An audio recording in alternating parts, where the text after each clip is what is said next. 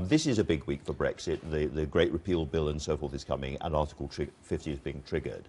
And you have said that you're going to hold the government to account. And I must just ask you, how? Well, what I'm setting out tomorrow are 6 tests for the final deal for Brexit. So far, all the attention's been on should the Prime Minister have permission to start the negotiations. We're through that part.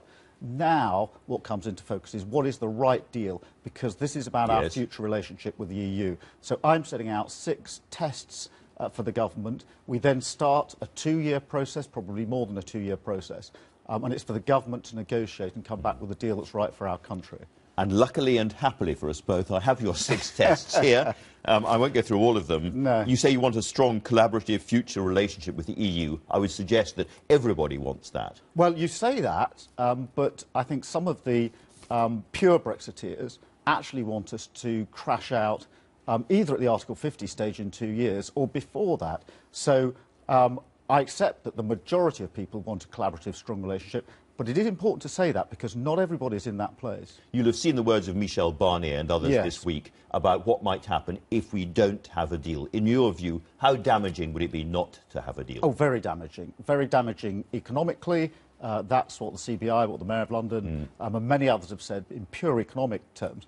But there's also Britain's place in Europe and in the world. If we crash out without a deal, we've no meaningful relationship with our EU partners. Now, I accept we won't be members, but we must be partners, and this has to be fought for over the next 2 years. Let's come on to the second bit, which is slightly crunchier. You say we want the exact same benefits, your words, from the single market and the customs union. Can I put you that that is just not going to happen? We're outside both of those things.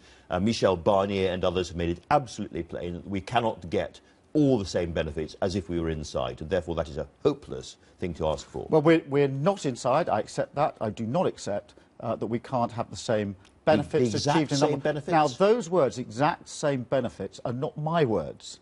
They're in your list. They're in my test, but they're taken from David Davis, the Secretary of State for exiting the EU. When he was pressed on this in Parliament, he said that he would deliver a comprehensive free trade agreement and a customs arrangement that delivered the exact same benefits as the single market and the customs union. So we're holding him to that test. It's not, the government can't turn around now and say this is unachievable, because it was David Davis, who the Prime Minister's appointed in the role of exiting the EU, who set that as what now we come on to the next very interesting bit, which is that Mr Barnier, Mr Juncker this week and many others have said that it may be achievable, but there is a real price to pay. It's about £50 billion. Is that a price worth paying so far as the Labour Party is concerned? Well, so far as the money is concerned, I wouldn't get into a debate about the precise figure, but I would say this. I think it's very important early on that the principles of liability are established.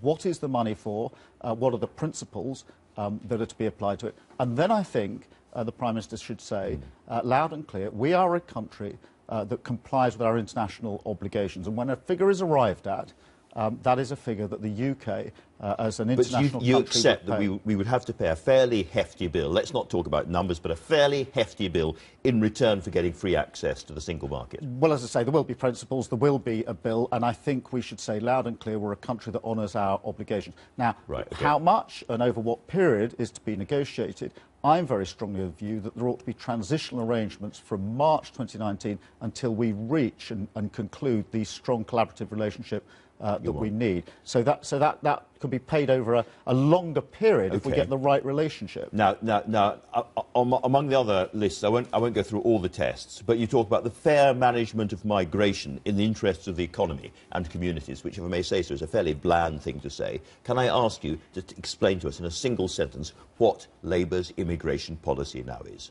Well, we are clear that immigration was part of the debate in the referendum, and therefore there's got to be change to the freedom of movement rules. So that goes. So freedom of movement goes. That has to go, and when we exit the EU, therefore, there won't be that rule. Your leader suggested that might not be the case. It might go or it might not. Well, it's an EU rule. It will have to go, and therefore there's a blank piece of paper. And what I'm saying in the test for tomorrow is that we must have managed migration. I think that the two most important things are, firstly, what's going to work for the economy, and then secondly, what's right for our communities. And do you see EU migration falling dramatically or substantially as a result of us leaving the EU? I think it might fall, but I've talked to hundreds of businesses across the UK in the last 3 or 4 months, literally hundreds of businesses. They're very anxious, very concerned that there should be the right rules in place to enable them to continue with their businesses. And I think everybody is in that place. You rule out freedom of movement staying?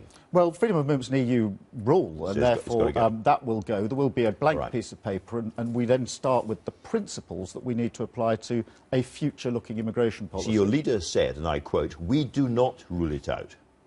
Well, I think that was in a sentence where he said, "I'm not committed to it, neither do I rule it out." But the reality is, Slightly confusing sentence. This is an EU rule, and it will go once we depart. And that actually gives us an opportunity in the Labour Party and elsewhere to say, what does a principle-based immigration policy look like that works for our communities and works for businesses?